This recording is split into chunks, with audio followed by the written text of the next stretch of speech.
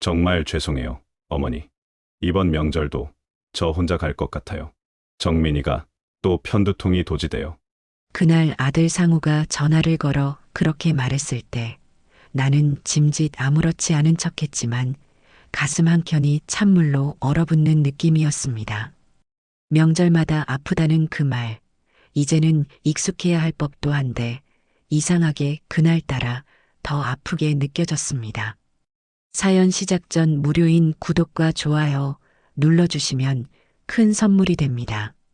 아들 목소리 너머로는 서울 아파트의 조용한 기척이 들려왔고 나는 입에 걸친 미소를 억지로 유지하며 대답했지요. 그래. 요즘 스트레스 많다며 편하게 쉬게 해라. 나야, 괜찮지. 그렇게 전화를 끊은 뒤 나는 한참을 식탁에 앉아 아무 말 없이 있었다. 방금 한 그 말, 괜찮다는 그 한마디가 왜 그렇게 무겁게 느껴졌는지. 제가 살고 있는 이 집은 전원주택이라기엔 조금 낡은 시골집입니다. 남편과 함께 터잡고 살아온 지 40년이 넘었지요. 남편이 갑작스레 세상을 떠난 후 집안도 정리하고 싶었지만 그래도 집이라는 건 사람처럼 정이 드는 법이더군요. 오랜 시간 홀로 지내면서 외롭기도 했지만 그래도 큰 아들 상우와 며느리 정민이 덕분에 마음은 든든했습니다. 정민이는 항상 웃는 얼굴로 인사를 했고 제 생일엔 작은 선물도 챙겨주는 며느리였어요. 어머니, 저 진짜 어머니 같은 시어머니 처음 봐요. 정민이가 예전에 그렇게 말했을 땐 나도 눈물이 핑 돌았습니다. 그 말을 믿었습니다. 그 말에 기대어 남편이 남긴 상가 건물도 예금도 전원주택도 다 상우 이름으로 증여해 주었습니다. 그날은 추석 전날이었습니다. 김장을 하다 말고 잠시 뜨끈한 국을 데우려고 일어났는데 동네 후배 미자가 허둥지둥 제 집 대문을 열며 뛰어들어왔습니다. 언니 이 사진 봐요. 이게 언니 아들이랑 며느리 맞지요? 휴대폰 화면에 떠 있는 건 인천공항 로비에서 팔짱 낀 두 사람의 모습. 상우는 여유롭게 웃고 있었고 며느리 정민이는 선글라스를 쓰고 여행 가방을 끌고 있었어요. 사진 아래엔 이렇게 적혀 있었습니다. 2023년 9월 28일 오전 9시 14분 인천공항 제1터미널. 나는 한참을 말을 잇지 못하고 화면만 들여다봤습니다. 하와이. 지금 비행기 탔대요. 정민이 인스타에 올라왔던 거 친구가 캡처해서 단톡방에 올렸어요. 그 순간 내 손끝이 얼어붙는 줄 알았습니다. 며느리는 나에게 편두통이라고 했습니다. 아들은 이번 명절도 혼자 갈게요라고 했습니다. 그런데 이게 뭐였을까요? 명절 아침 여행 가방을 끌며 웃고 있는 저 모습은 대체 뭐란 말입니까? 그 길로 나는 아무 말 없이 국물불을 끄고 마당에 앉았습니다. 무릎을 꿇고 앉아 바닥만 멍하니 바라보다가 스스로가 너무 초라하게 느껴졌습니다. 착한 며느리라 믿고 요즘 세대는 그렇다며 넘겼던 수많은 명절. 그 모든 이해와 배려가 이 한 장의 사진 앞에서 다 우스워졌습니다. 어쩌면 처음부터 난 혼자만 믿고 있었던 거 아닐까. 그날 밤 아무도 없는 부엌 식탁에 앉아 오래된 앨범을 꺼냈습니다. 정민이 처음 우리 집에 인사 왔을 때 작은 꽃바구니를 들고 수줍게 웃던 모습, 아기 낳고 산후조리 중이라며 눈물 흘리던 그때 내가 손수 미역국을 끓여 갖다 준 기억. 어머니 같은 분은 처음이에요. 그 말 한마디에 나는 가진 것들을 아낌없이 내어주려 했습니다. 며칠 후 나는 동네 주민센터에서 등기부등본을 발급받았습니다. 상우 명의로 바뀐 내 전원주택, 상가 건물도 예금 계좌도 전부 그의 이름으로 깔끔히 정리되어 있었어요. 하지만 나는 그 누구에게도 말하지 않은 하나를 아직 갖고 있었습니다. 남편이 살아있을 때 내 이름으로 사둔 밭. 그 밭 옆엔 작지만 비어있는 땅 한 필지와 8년간 손도 안 댄 비상금 통장 한 장. 그날 밤 나는 오래된 장롱 속 금고를 열었습니다. 흙냄새가 스며든 낡은 봉투 속에 있던 건 내 이름으로 된 땅 문서와 통장 하나. 정말 괜찮았던 걸까? 이제 나는 그 질문에 답을 하기로 결심했습니다. 사람은 한 번 정을 주면 쉽게 걷어들이지 못합니다. 더군다나 그 정이 가족이라는 이름으로 얽혀 있을 때는요. 남편이 갑자기 세상을 뜬 건 벌써 6년 전 일입니다. 그날도 아침부터 배밭에 나가신다고 작업복을 입고 나가던 남편은 갑작스러운 심장마비로 밭둑 옆에 주저앉은 채 발견됐습니다. 들판가에 놓여있던 고무장갑 한 켤레가 아직도 제 눈엔 선합니다. 장례식을 마치고 집으로 돌아오니 세상 전체가 무너진 듯한 느낌이 들었어요. 내가 기댈 어깨 하나 없는 이 집에서 이제 어떻게 살아야 하나 막막했죠. 그때 저를 다시 일으켜 세운 사람이 제 외아들 상우였습니다. 서울에서 회사 일로 바쁜 와중에도 일주일에 한 번씩 꼭 전화를 해왔고 한 달에 한 번은 주말마다 내려왔습니다. 엄마, 무리하지 말고 이 집 정리해서 우리 집 근처로 이사 오세요. 그 말이 그렇게 고맙더군요. 서울은 낯설고 답답했지만 그래도 아들 내외와 손주 얼굴 볼 수 있다면 그것만으로도 괜찮겠다 싶었습니다. 그 무렵 며느리 정민이와의 관계도 참 좋았습니다. 정민이는 항상 저를 어머니 부르며 깍듯했고 밥상 하나 차려줘도 감사하다며 두 손 꼭 잡고 인사하던 며느리였어요.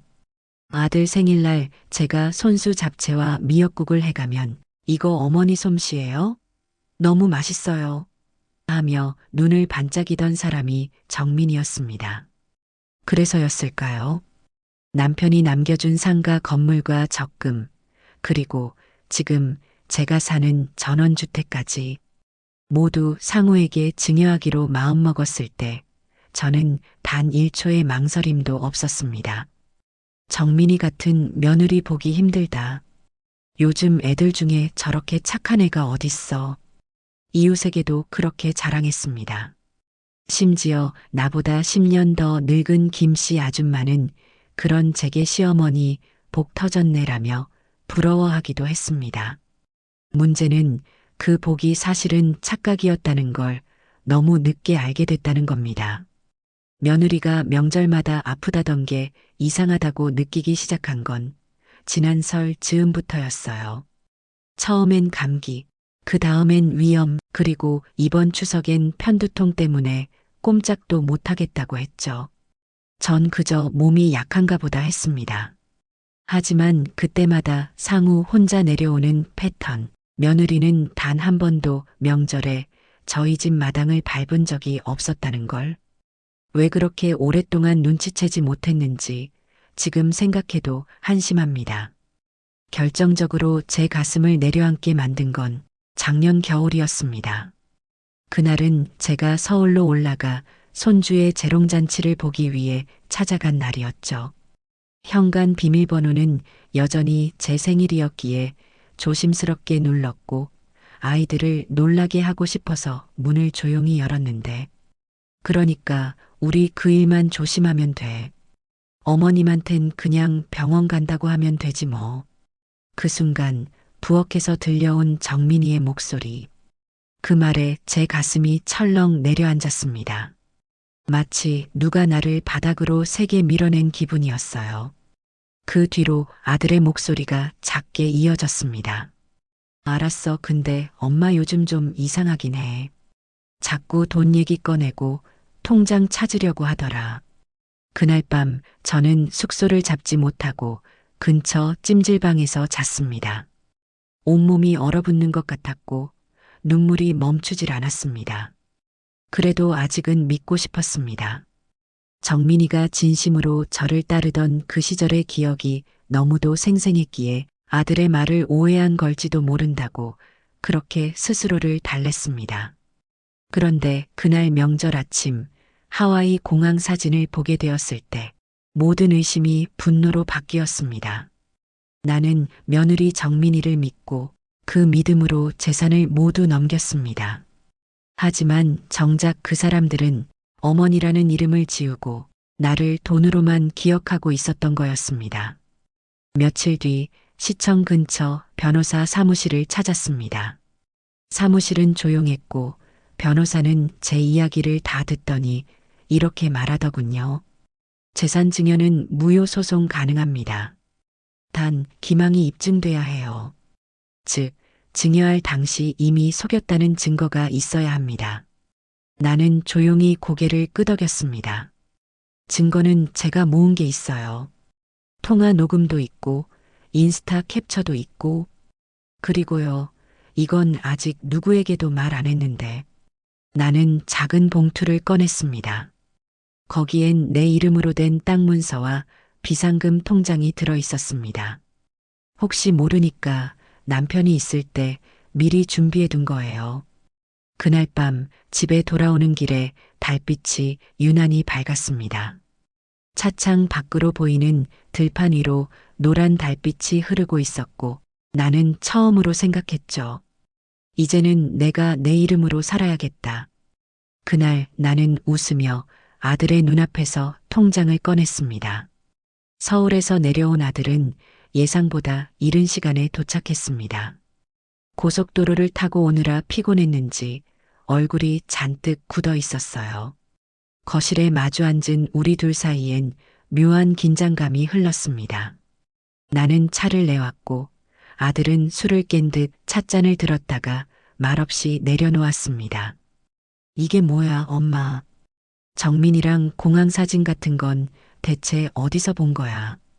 그가 입을 연 건 내가 먼저 아무 말 없이 봉투 하나를 꺼내 보여준 뒤였습니다. 봉투 안에는 하와이 여행 캡처 사진, 정민이 SNS 기록, 며느리 친구의 문자가 담겨 있었습니다. 아들아, 내가 지금 뭐가 제일 속상한지 아니? 그깟 여행 사진 때문이야? 엄마, 정민이가 명절에 아프다고 했잖아. 진짜 편두통 심했어. 그래. 아플 수도 있지. 근데 아픈 사람이 하와이까지 날아가 웃으며 사진 찍을 정도였니? 내 말에 아들은 살짝 눈을 피했습니다. 엄마가 그렇게까지 의심할 줄은 몰랐네. 우리 정민이 그런 애 아니야. 그 순간 나는 자꾸만 땅이 꺼지는 기분이 들었습니다. 아들은 끝까지 정민이 편이었습니다. 며칠 뒤엔 정민이에게서 직접 연락이 왔습니다. 전화 너머의 정민이 목소리는 전과 조금도 다르지 않았습니다. 여전히 어머니라 부르며 해맑게 시작하더군요. 어머니 죄송해요. 이번에도 인사도 못 드리고. 그게요, 저도 나름 오해받고 싶지 않아서요. 내가 오해받을 짓을 했으니 오해를 받은 거지. 내 말에 정민이는 잠시 말을 잇지 못했는지 전화 너머가 조용했습니다. 그러다 낮은 한숨과 함께 그녀가 말했죠. 사실은 상우가 하와이 가자고 한 거예요. 제가 싫다 그랬는데 어머니 스트레스 받지 않게 그냥 아프다 하자고. 그래, 그러면 그날 공항에서 너희 둘이 찍은 사진은 뭐였니? 선글라스 끼고 손잡고 웃는 그 모습은 편두통 앓는 사람의 얼굴이었을까? 어머니, 정말 죄송해요.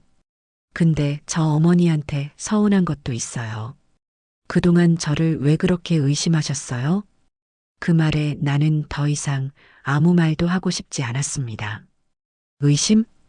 의심을 하기엔 너무 늦게, 너무 순진하게 믿어버렸던 게 내 죄였습니다. 그리고 며칠 뒤 나는 다시 통장을 꺼냈습니다.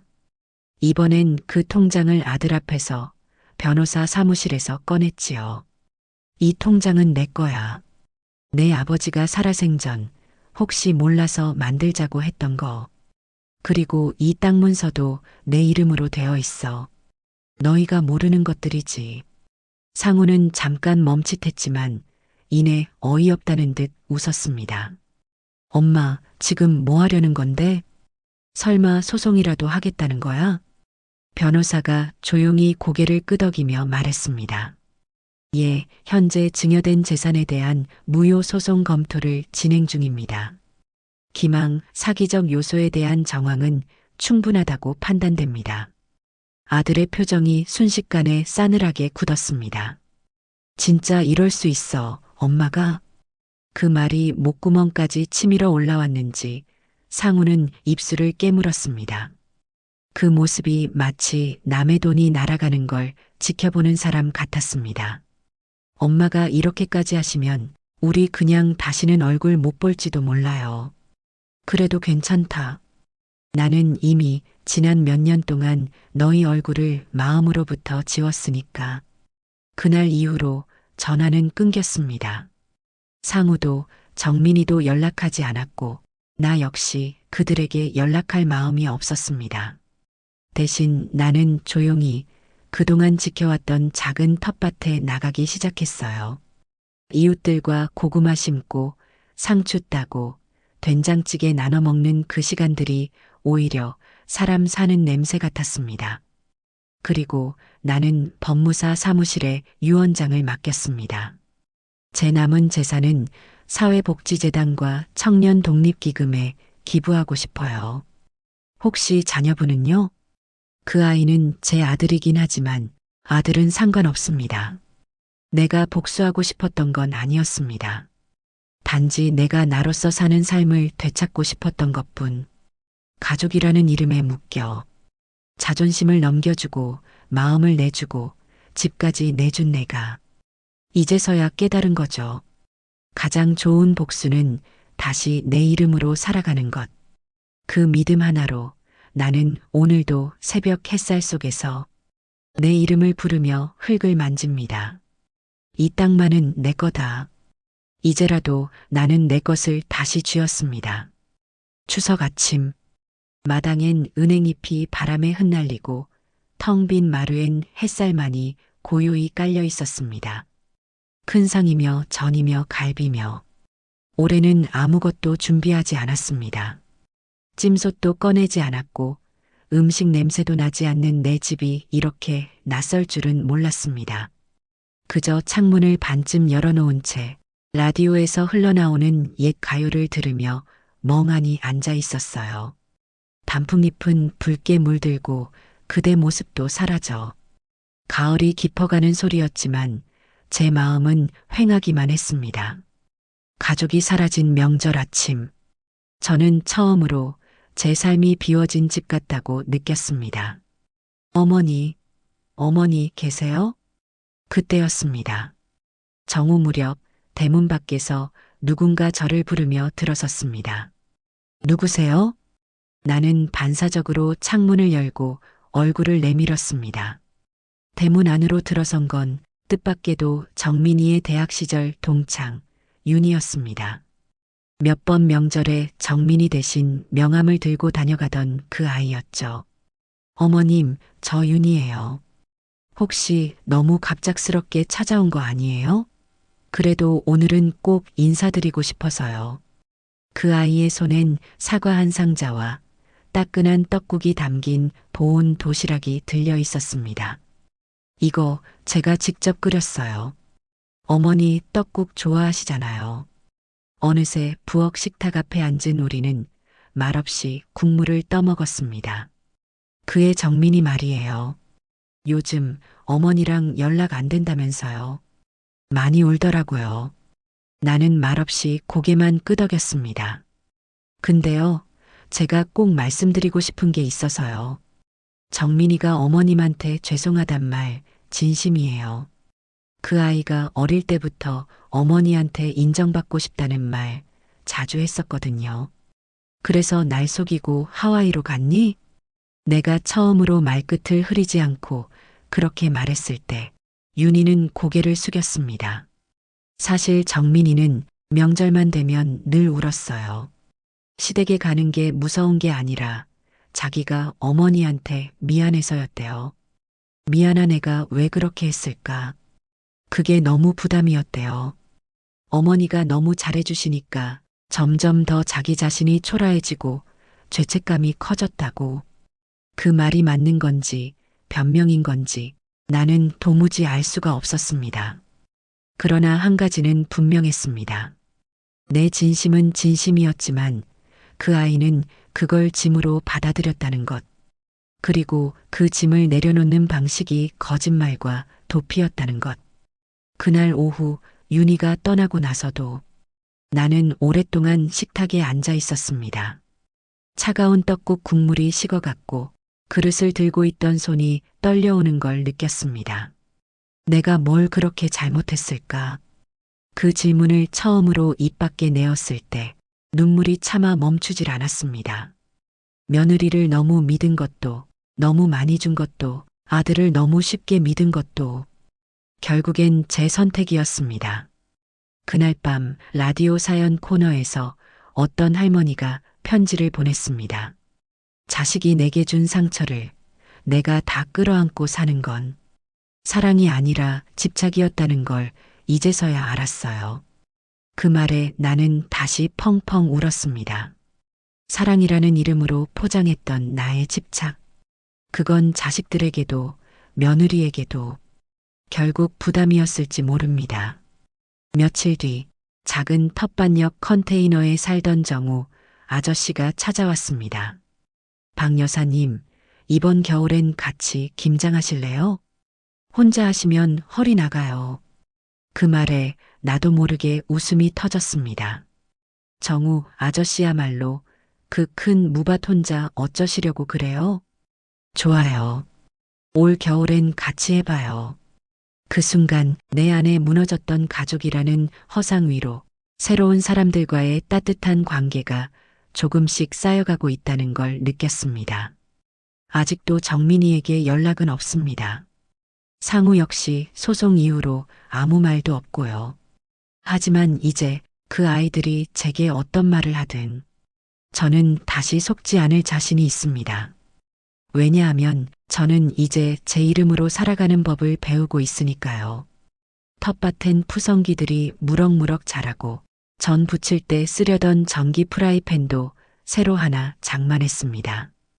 이제 명절이 와도 나는 전을 부치며 웃을 수 있을 것 같습니다. 가족이 아니더라도 함께 웃을 수 있는 사람들이 곁에 있다는 것만으로도요. 겨울이 다가오면서 바람 끝이 매서워졌습니다. 이맘때면 늘 아들 내외가 김장을 도와주러 내려오곤 했던 기억이 스쳤지요. 물론 최근 몇 년은 그런 일도 없었습니다. 상우는 일이 바쁘다, 정민이는 손목이 아프다, 무릎이 안 좋다 같은 말만 반복했으니까요. 올해는 그런 기대조차 하지 않았습니다. 그저 내 텃밭 무와 배추를 이웃들과 나눠 김치를 담그고 작은 연탄 난로를 새로 들여놓으며 겨울 준비를 마쳤습니다. 그 무렵 법무사 사무실로부터 연락이 왔습니다. 박 여사님, 상속 무효 소송 진행이 마무리되었습니다. 예상보다 순조롭게 처리됐고 판결문도 나왔습니다. 내가 세상을 떠난 뒤라도 내 의지를 확실히 남기고 싶었습니다. 그래서 유언장을 정리하고 남은 땅과 비상금 일부를 사회복지재단에 기부하기로 했지요. 나는 평생 누군가의 엄마로, 누군가의 아내로 살아왔습니다. 이제 남은 삶은 내 이름으로, 내 뜻대로 살아보고 싶었어요. 그 결정을 하고 나자 마음이 참 이상하게 가벼워졌습니다. 며칠 뒤 갑자기 상우가 찾아왔습니다. 생각보다 수척해진 얼굴, 왠지 초조함이 묻어나는 눈빛. 엄마 잠깐 얘기 좀 해요. 우리는 마루에 마주 앉았습니다. 그 아이는 한참 말없이 있다가 마치 짜인 듯한 말로 말을 꺼냈습니다. 엄마, 그동안 내가 너무 몰랐던 것 같아요.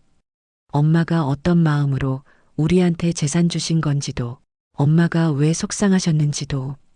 나는 그저 조용히 그의 말을 들었습니다. 근데 엄마 지금 이렇게 사회복지단체에 다 넘기신 건 좀 너무하신 거 아니에요? 그 집도 상가도 우리한테 의미 있는 자산이잖아요. 정민이도 많이 울었어요.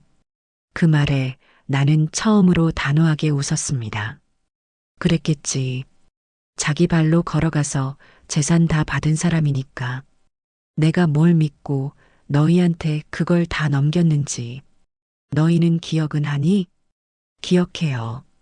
엄마가 예전엔 자랑처럼 말씀하셨잖아요. 정민이 같은 며느리 또 없다고. 그래. 내가 그렇게 믿었다. 근데 이제는 안 믿는다. 다시 믿을 이유도 없고. 정말 이렇게 끝낼 거예요? 아들의 목소리는 울먹였고 나는 마지막 말을 꺼냈습니다. 내가 끝낸 게 아니야. 내가 끝낸 거야. 정민이가 거짓말했을 때도 넌 내 편에 서지 않았고 내가 오해냐고 물을 때 넌 증거를 가져오라고 했지. 그래서 가져왔잖아. 그 증거. 근데 이제 와서 울면 그게 뭐가 달라지니? 그날 상우는 말없이 돌아갔습니다. 처음엔 기대했습니다. 혹시나 아들이 진심으로 사과하고 예전처럼 손주 데리고 마당에 들어설까 싶어서요. 하지만 그런 일은 없었습니다. 며칠 뒤 정민이에게서 톡이 왔습니다. 어머니 연락드리기 어려웠어요. 혹시 저희 다시 찾아뵈면 안 될까요? 나는 그대로 답장을 하지 않았습니다. 그 후로 한 달이 지나 내 통장으로 복지재단에서 고맙다는 연락이 왔습니다. 그날 나는 마을 경로당에 김치 2통을 보내고 초등학교 장학금 신청 공고도 하나 붙였습니다. 그리고 처음으로 느꼈습니다. 이게 내가 하고 싶었던 일이었구나. 누군가에게 무엇을 넘기기 위해 살았던 인생이 아니라 이제야 내가 쓰고 싶었던 곳에 내 마음을 쓸 수 있는 살. 그날 오후 정우 아저씨가 들고 온 막걸리를 마시며 텃밭 끝자락에 앉았습니다. 가을 햇살이 부드럽게 들판을 덮고 멀리서 아이들 노는 소리가 들려왔습니다. 박 여사님, 근데 그 땅 문서랑 돈 정말 하나도 안 남기셨어요? 하나 남겼죠. 에이, 거짓말. 나는 그 말에 웃으며 말했습니다. 한 가지는 남겼어요. 내 이름으로 된 내 자리. 그거 하나만 있으면 충분해요. 그날 밤 나는 처음으로 다시 나를 껴안고 잠이 들었습니다. 늦었지만 이제라도 나를 위해 사는 법을 배웠습니다. 그리고 그것은 이 세상 어떤 복수보다도 시원하고 따뜻한 마무리였습니다. 초겨울이 오고 있었습니다. 산자락마다 낙엽이 다 떨어지고 나무는 제 몸을 비우고 겨울을 준비하더군요. 올해는 유독 그 풍경이 제 마음과 닮아 보였습니다. 가득 안고 살던 걸 하나하나 내려놓고 나니 내 안도 텅 비어 있었으니까요. 그런데 이상하게도 텅 빈 마음은 오래가지 않았습니다. 그 자리에 뭔가 따뜻한 바람이 스며들기 시작했거든요. 그건 나눔 때문이었을지도 모르고 이웃들과의 대화 덕분이었을지도 모릅니다. 그리고 그 모든 위로들이 조금씩 쌓이던 어느 날 예상치 못한 존재가 저를 찾아왔습니다. 그날은 토요일이었습니다. 시장에 들러 김을 사고 돌아오는 길에 집 앞에서 낯익은 실루엣이 눈에 들어왔습니다. 작은 초록색 코트를 입고 쭈그리고 앉아있던 여자아이. 깜짝 놀라 말을 걸었습니다. 소율이니? 아이의 눈이 휘둥그레지더니 환하게 웃으며 달려왔습니다. 할머니. 가슴이 철렁했습니다. 아들 상우의 딸, 내 손녀 소율이었습니다. 엄마가 아빠가 잠깐 얘기 좀 하고 오신다고 했어요. 저는 여기서 기다리래요. 여기까지 혼자 온 거야? 아니요, 아빠 차 타고 왔어요. 할머니네 집 가고 싶다고 했거든요. 할머니 보고 싶었어요. 나는 그 말을 듣고 순간 눈물이 핑 돌았습니다. 아무리 어른들의 사정이 복잡해도 아이의 마음은 단순하고 순수하더군요. 할머니, 그때 만들었던 꽃도장 아직 있어요? 할머니랑 고추장 찍어 먹던 그 접시도요. 소율이는 이 집의 기억을 생생하게 떠올리고 있었습니다. 잠시 뒤 상우와 정민이 차에서 내렸습니다. 부부는 어색한 미소를 지으며 고개를 숙였습니다. 엄마 그동안 잘 지내셨어요? 그럭저럭. 내 대답은 짧았고 그 다음엔 정적이 흘렀습니다. 엄마, 우리가 드릴 말씀이 있어서요. 그동안 너무 죄송했고 저희가 좀 늦었지만 다시 어머니 마음 돌리고 싶어서. 다시요? 나는 차가운 눈빛으로 정민이를 바라봤습니다. 이젠 늦었어. 내 마음은 돌릴 게 아니라 이미 놓아버렸거든. 정민이는 눈시울을 붉혔고 상우는 그 손을 꼭 잡았습니다. 우리 후회하고 있어요. 그땐 왜 그렇게까지 했는지 모르겠어요. 그런데 소율이한텐 죄가 없잖아요. 그 말에 나는 한참을 가만히 서 있었습니다. 그리고 조용히 고개를 끄덕였습니다. 소율인 언제든 와도 좋아. 그 아이는 내 손녀니까. 정말요? 소율이는 두 손을 번쩍 들며 좋아했습니다. 정민이의 눈에 눈물이 맺혔지만 나는 더는 아무 말도 하지 않았습니다. 그날 저녁 소율이와 함께 고구마를 구워 먹었습니다. 할머니, 여기 텃밭에서 할머니랑 딴 상추는 진짜 맛있었어요. 나중에 또 같이 따요. 나는 웃으며 아이 머리를 쓰다듬었습니다. 그래. 너는 언제든 할머니네 와도 돼. 하지만 그 아이의 부모에게는 더는 줄 것도 남길 것도 없다는 걸 알기에 나는 아주 조심스럽게 선을 그었습니다. 며칠 뒤 정민이에게서 편지 한 통이 도착했습니다. 어머니, 소율이 웃는 얼굴 보고 나니 그동안 제가 얼마나 어리석었는지 뼈저리게 느꼈습니다. 어머니가 얼마나 외로우셨을지도요. 저희가 다 잘못했습니다. 하지만 어머니의 결정을 존중합니다. 그저 소율이라도 어머니와 계속 인연을 이어가게 해주신 것 정말 감사합니다. 그 편지를 읽고 나니 마음이 조금은 아려왔습니다. 그 아이도 결국은 사람이라는 생각이 들었으니까요. 그날 밤 창문 밖엔 눈이 펑펑 내리고 있었습니다.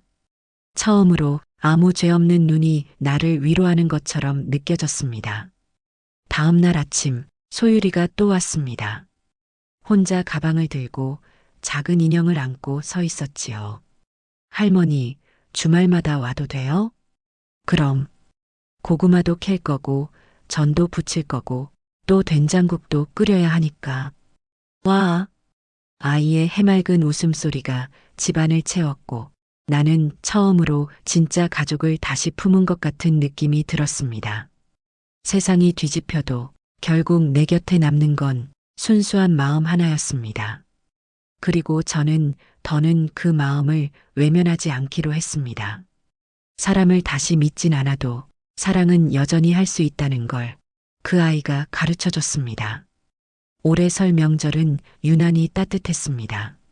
날씨도 그렇고 제 마음도 그렇고요. 오랜만에 장을 봤습니다. 무, 대파, 돼지고기, 도라지, 계란, 부침가루, 새우젓까지. 작년 명절엔 아무것도 하지 않았던 제 손이 올해는 다시 분주하게 움직였습니다. 어머니, 그 달걀 풀어드릴까요? 아니, 너는 이 호박채 좀 짜줘. 소율이는 이제 제 곁에 익숙한 손님이 아니라 그냥 가족이 됐습니다. 전 부치는 냄새가 고소하게 퍼졌고 마당엔 작은 화로도 꺼내놨습니다. 정우 아저씨네며 김씨 아주머니네서도 하나둘씩 모여들었습니다. 여사님, 이게 몇 년 만에 집에서 다시 해보는 명절이래요. 그러게 말이에요. 그동안은 그냥 혼자 있었는데 이렇게 사람들 오가니 진짜 명절 같네요. 나는 웃으며 기름 냄비를 저었고 뒤편에서 소율이는 붉은 고추를 도마에 올려놓으며 말했습니다. 할머니, 작년에 왜 아무것도 안 했어요? 나는 그 말에 살짝 멈칫했습니다. 하지만 이젠 그 대답도 자연스러웠습니다. 그땐 할머니 마음이 많이 아팠어. 그런데 널 다시 보게 되니까 다 괜찮아졌어. 소율이는 제 두 손을 꼭 잡으며 말했습니다. 그럼 매일 같이 해요. 다신 할머니 혼자 안 남게 할 거예요. 그 말에 나도 모르게 눈물이 핑 돌았습니다. 그날 오후 동네 아이들과 함께 떡국을 나눠 먹었습니다. 마당엔 웃음소리가 넘쳤고 나는 오래전 잊고 살았던 감정을 하나씩 꺼내어 되짚었습니다. 어릴 때 어머니가 부쳐주던 동태전, 남편과 둘이 밤늦게 나누던 가래떡, 그리고 처음으로 정민이가 제 손을 잡으며 어머니라 불렀던 그날. 그 모든 장면들이 마치 영화처럼 지나갔습니다. 그런데 이상하게도 이젠 아프지 않았습니다. 사람은 참 신기합니다. 한때 그렇게 믿고 사랑하고 상처받았던 이름들조차 시간이 지나면 그냥 스쳐간 계절처럼 느껴진다는 걸 이제야 알게 되었습니다. 그리고 깨달았습니다. 사람을 다 잃었다고 느꼈던 그날, 사실은 나 자신을 다시 얻고 있었던 거다. 소율이와 함께 심은 본무가 삐죽 고개를 내밀었습니다. 작은 손으로 물을 주며 소율이는 말했습니다. 할머니, 여기에 깻잎도 심자요. 그래, 내가 심고 내가 뜯을게. 웃으며 그렇게 답한 저는 이제야 비로소 진짜 내 삶을 살아가고 있다는 확신이 들었습니다. 그날 밤 작은 나무 의자에 앉아 라디오에서 흘러나오는 노래를 들으며 나는 편지 한 장을 꺼냈습니다. 아무에게도 붙이지 않을 편지. 정민아, 나는 내가 나를 얼마나 버거워했는지도 이제야 알게 됐어. 그래서 괜찮단다. 내 진심이 너에게 부담이었다면 이제 그 진심도 내려놓기로 했어. 대신 나는 내 마음을 조금 더 나에게 주기로 했어. 그 편지를 불 속에 넣으며 마음 한구석이 비로소 편안하게 정리되었습니다. 며칠 뒤 마을 방송에서 제 이름이 울려 퍼졌습니다. 박인숙 여사님이 기부해 주신 후원금으로 경로당 리모델링 공사와 청소년 장학 사업이 진행됩니다. 감사드립니다. 그 방송을 들으며 나는 더는 고개를 숙이지 않았습니다. 내가 누군가에게 아낌없이 준 날들 중 가장 아깝지 않은 순간이 지금이라는 걸 확신했으니까요. 봄이 오면 다시 씨앗을 심고 여름엔 열매를 따고 가을엔 마당에 장독을 놓고 겨울이면 전을 부치고 그렇게 나는 다시 내 이름으로 사는 사계절을 살고 있습니다. 아무도 몰랐던 내 진심, 아무도 보지 않았던 내 상처들, 이젠 괜찮습니다. 왜냐하면 이 집도 이 땅도 내 웃음도 다시 내 이름으로 돌아왔으니까요. 그날 전을 부치며 생각했습니다. 며느리는 끝내 용서를 구했고 아들은 조용히 다시 한번 찾아왔습니다. 하지만 나는 더는 과거를 붙들지 않았습니다.